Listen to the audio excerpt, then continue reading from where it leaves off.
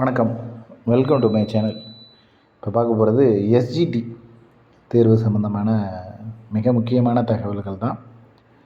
அதாவது எஸ்ஜிடி அப்படிங்கிறவங்க யார், அவங்களோட கடந்த கால வரலாறுகள் என்ன அப்படிங்கிறது, ப்ளஸ் இப்போது தேர்வர்களோட நிலைமை எப்படி இருக்குது, இதுக்கப்புறம் தேர்வர்கள் என்ன செய்ய போகிறாங்க, என்ன பண்ணலாம் அப்படின்றது முதற்கொண்டு A to Z. அதாவது எஸ்ஜிடினா இப்போ எங்களுக்கு தெரியாதா அப்படின்னு யாரும் கேட்க வேணாம். இது எஸ்ஜிடி தேர்வர்களுக்காக எடுக்கப்படக்கூடிய வீடியோக்கள் கிடையாது. எஸ்ஜிடினா நம்ம யார் அப்படின்னு தெரியப்படுத்துறதுக்காக எடுக்கப்பட்ட வீடியோ அப்படிங்கிறத முதல்ல தெரிஞ்சுக்கங்க. அதே போல் நான் ஒரு சில தகவல்கள் அப்படின்றது இந்த வீடியோவில் ஷேர் பண்ணுவேன். அதையும் தாண்டி உங்களுடைய பர்சனல் எக்ஸ்பீரியன்ஸ் அப்படிங்கிறது இருக்கும். அதை நீங்கள் கமெண்டில் சொல்லுங்கள். என்ன காரணம் அப்படின்னா, இந்த வீடியோ உங்களுடைய தெரிந்த நண்பர்கள், தெரியாத நண்பர்கள், அவங்களுக்கு எல்லாத்துக்கும் ஷேர் பண்ணுங்கள். எஸ்ஜிடினா யார், என்ன போஸ்டிங், எதுக்காக வெயிட் பண்ணுறோம் அப்படிங்கிற எல்லா தகவலும் இதில் இருக்கும். ஸோ நம்மளை பற்றி புரிஞ்சுக்கிறதுக்கு ஒரு வாய்ப்பு அப்படிங்கிற மாதிரி இது இருக்கும்னு நினைக்கிறேன். அதே போல் உங்களோட பர்சனல் எக்ஸ்பீரியன்ஸ் உங்களுக்கு சொல்லணும் அப்படின்னு தோணக்கூடிய விஷயங்கள் அதை கமெண்டில் சொல்லுங்கள். ஏன்னா வீடியோ பார்க்குற நபர்கள் மேபி கமெண்ட் செக்ஷன் படிக்கிறதுக்கான வாய்ப்புகளும் இருக்குது. ஏன்னா நான் பேசுகிறது அவ்வளோ எஃபெக்டிவாக தோணலைன்னா கூட வீடியோவை கேட்டுக்கிட்டே கமெண்ட் செக்ஷனில் படிக்கலான்னு எல்லாருக்குமே தோணும். ஸோ அது இயற்கை தான். ஸோ அந்த மாதிரி கமெண்ட் செக்ஷன் ஆன் பண்ணும்போது உங்களுடைய பதிவு அப்படிங்கிறது ஒரு அழுத்தம் திருத்தமாக ஆணித்தரமாக இருந்துச்சு அப்படின்னா அதுவே போய் சேர்றதுக்கு ஒரு வாய்ப்பாக இருக்கும். ஏன்னா நம்மளோட கருத்துக்கள் எங்கே சொல்கிறது, யார்கிட்ட சொல்கிறது, எப்படி சொல்கிறதுன்னு தெரியாமல் இருக்கிறதுக்கு பதிலாக எப்படியாவது வெளியில் கொண்டு வருவோம் அப்படின்றது தான். இது யூடியூப் ஆன்லைன், யார் வேணாலும் பார்க்கலாம். நமக்கு தேவையான நபர்களும் பார்க்கலாம். நம்ம யார் பார்க்கணும் அப்படின்னு நினைக்கிறோமோ அவங்களும் பார்க்கலாம். அதற்கான வாய்ப்புகளும் இருக்குது, நடக்கலாம். ஸோ அதுக்கு நீங்கள் உங்களுடைய ஹெல்ப் அப்படின்றது எஸ்ஜிடி கேண்டிடேட்ஸ் அவங்களுடைய ஹெல்ப் அப்படிங்கிறது மிக மிக முக்கியம். ஏன்னா எஸ்ஜிடி கேண்டிடேட்ஸ் இல்லாமல் நம்ம ஒன்றும் பண்ண முடியாது. ஸோ அதனால தான் சொல்கிறேன். ஃபஸ்ட்டு எஸ்ஜிடி அப்படின்னா செகண்ட் கிரேட் டீச்சர்ஸ். இது வெறும் என்ன சொல்கிறது, ஒரு விரிவாக்கம் பண்ணுற ஒரு இது கிடையாது. இந்த எஸ்ஜிடி அப்படிங்கிறது எப்படி உருவாகும் அப்படின்றத முதல்ல தெரிஞ்சுக்கங்க. சாதாரணமாக எஸ்ஜிடி கேண்டிடேட்ஸாக இப்போ நீங்கள் டிஎன்பிஎஸ்சி குரூப் 4 எழுதுறேன் அப்படின்னா இந்த நிமிஷம் நீங்கள் நினச்சிங்கன்னா குரூப் 4 கேண்டிடேட், அவ்வளோதான். இல்லை நான் வேறு குரூப் 2 எழுதுகிறேன் அப்படின்னா அப்ளிகேஷன் போட்டுட்டிங்கனாலே நீங்கள் குரூப் 2 கேண்டிடேட், அவ்வளோதான். பட் எஸ்ஜிடிக்கு அப்படி கிடையாது. நீங்கள் அப்ளிகேஷன் போட்ட உடனே எஸ்ஜிடி கேண்டிடேட்டாக வர முடியாது. ஏன்னா அதுக்குன்னு தேர்வுகள் இருக்குது, நிறைய தேர்வுகள் இருக்குது. அதெல்லாம் முடித்தா தான் நீங்கள் எஸ்ஜிடி அப்படிங்கிறதுக்குள்ளே உள்ளே வர முடியும். ஏன்னா நீங்கள் மற்ற எந்த தேர்வுகள், ஏன் பிஜிடிஆர்பி கூட எடுத்துக்கங்க, நீங்கள் எல்லா கல்வி தகுதி எல்லாமே இருக்கிற நபர்கள் நான் அப்ளிகேஷன் போட முடியுது போட்டுட்டீங்க அப்படின்னா நீங்கள் பிஜிடிஆர்பி கேண்டிடேட் தான். பட் எஸ்ஜிடியில் மட்டும் அப்படி ஒரு விஷயத்த சொல்லவே முடியாது. இதில் இருக்கிற ஸ்பெஷாலிட்டியே இதுதான். ஏன்னா யாராலையும் ஒரு நிமிஷத்துலேயோ இல்லை அடுத்த அப்ளிகேஷன் போட்ட அடுத்த நிமிஷத்துலேயே எஸ்ஜிடி கேண்டிடேட்டாக மாற முடியாது. என்ன காரணம் அப்படிங்கிறத முதல்ல சொல்லிடுறேன்.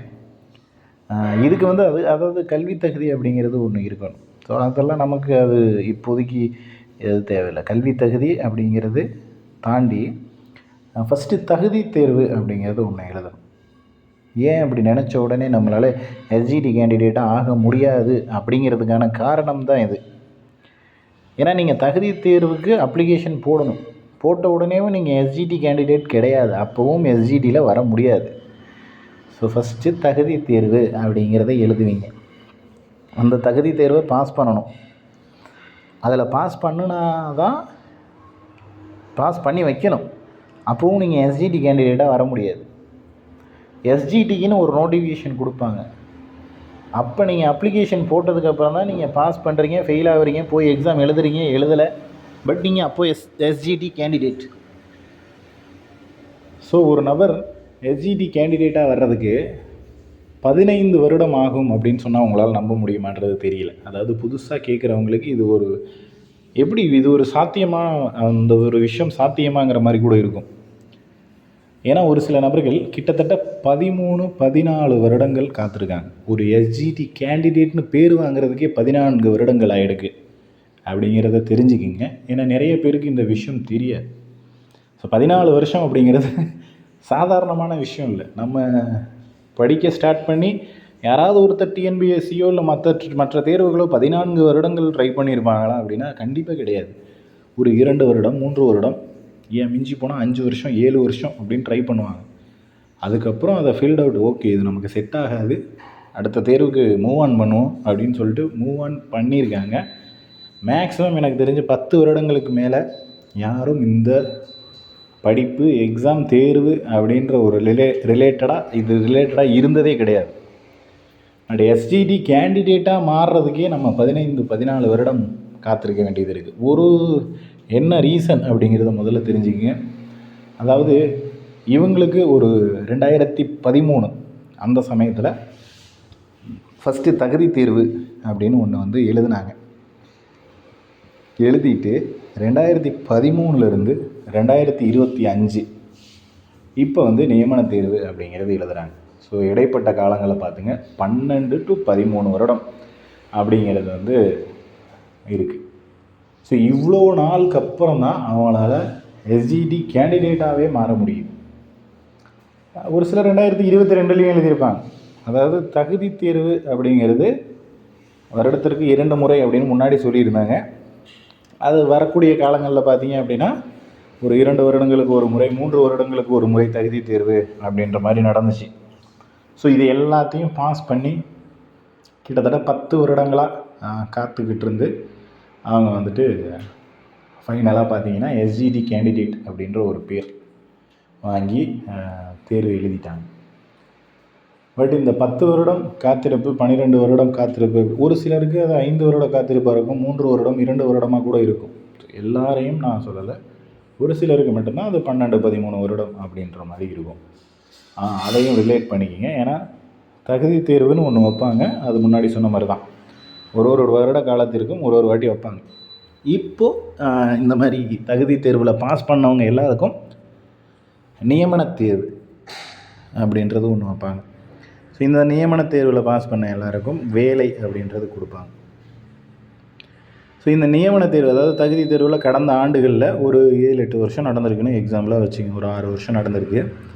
6 வருடங்களில் அதாவது தகுதி தேர்வில் பாஸ் பண்ண கேண்டிடேட்ஸ்னு பார்த்தீங்கன்னா 24,000 23,000 அந்த சம்திங்.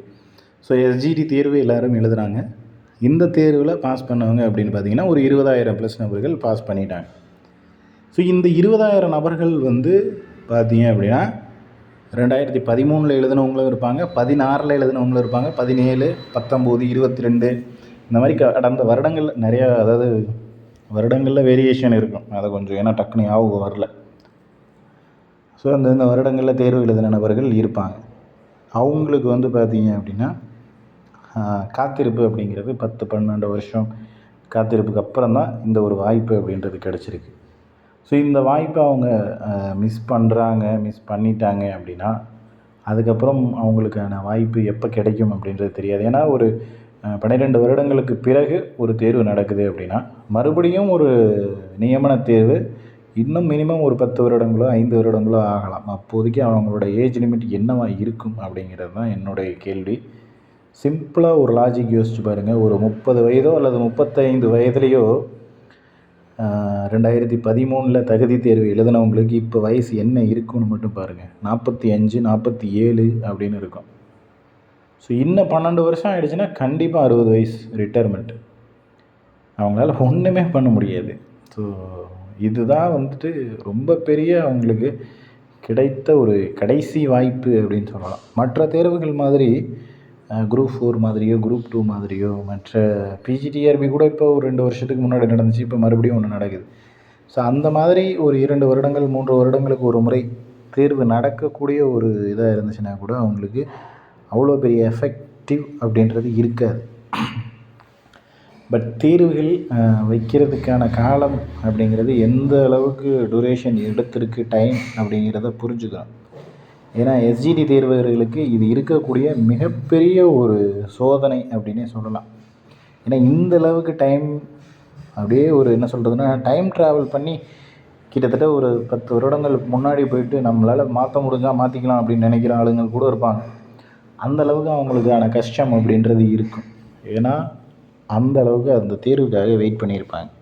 பட் வெயிட் பண்ணிவிட்டு கடைசியாக இதில் வந்து ஹை மார்க் அப்படிங்கிறது ஒரு 2000 பணியிடங்கள்.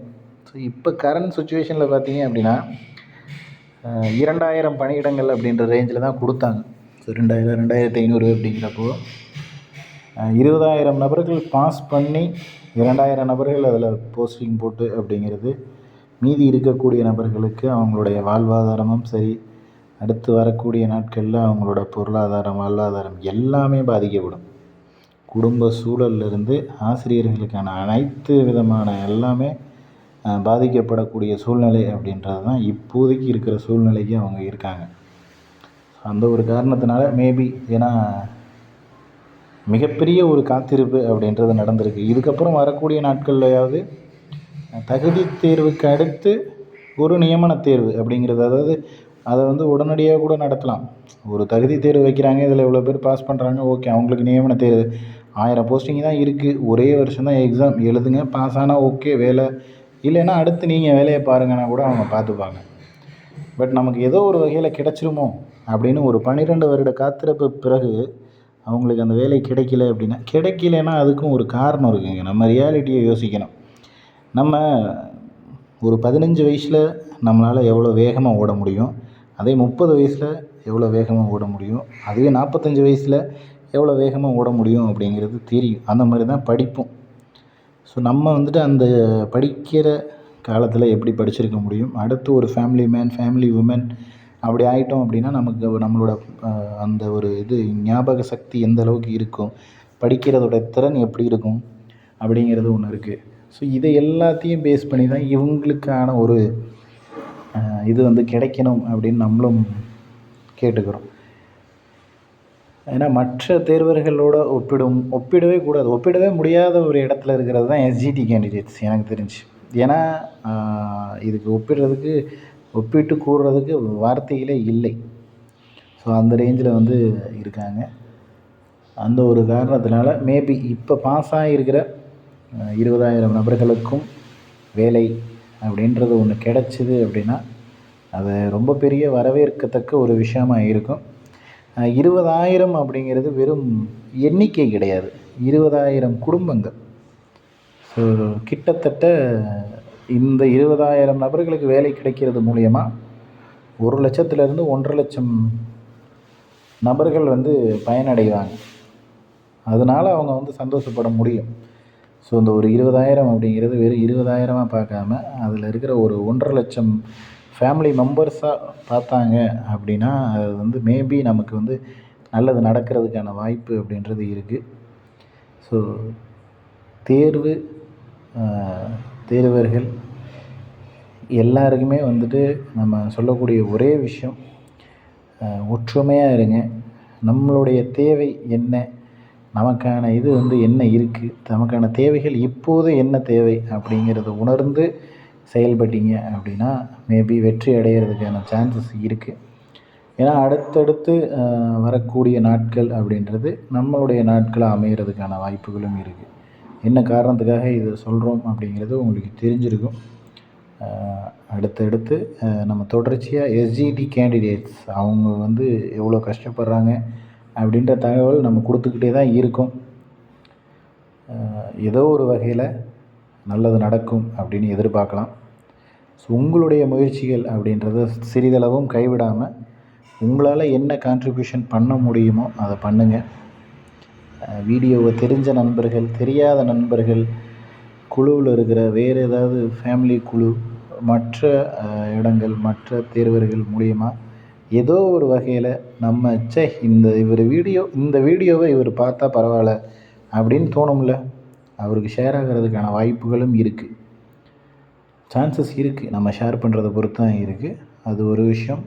அதே போல் இன்னும் ஒரு முக்கியமான விஷயம், கமெண்டில் பண்ணுங்கள். நான் பேசுகிறது எனக்கு தெரிஞ்ச அவ்வளோ எஃபெக்டிவாக இருக்கா அப்படிங்கிறது எனக்கு தெரியாது. பட் நீங்கள் உங்களுடைய கஷ்டங்களை கமெண்ட்ஸ் மூலிமா சொன்னீங்க அப்படின்னா அது இன்னும் எஃபெக்டிவாக இருக்கிறதுக்கான வாய்ப்பு அப்படின்றது இருக்குது. மேபி அதை நிறைய பேர் ஷேர் பண்ணுறதுக்கான வாய்ப்புகளும் இருக்குது. உங்களுடைய கமெண்ட்ஸ் அப்படின்றது மிக மிக மிக முக்கியம்.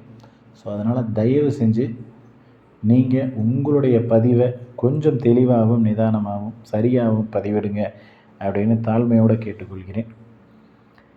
அடுத்தடுத்த அப்டேட்ஸ் அப்படின்றது அடுத்தடுத்த வீடியோக்களில் பார்ப்போம். தொடர்ந்து இணைந்திருங்கள். நன்றி.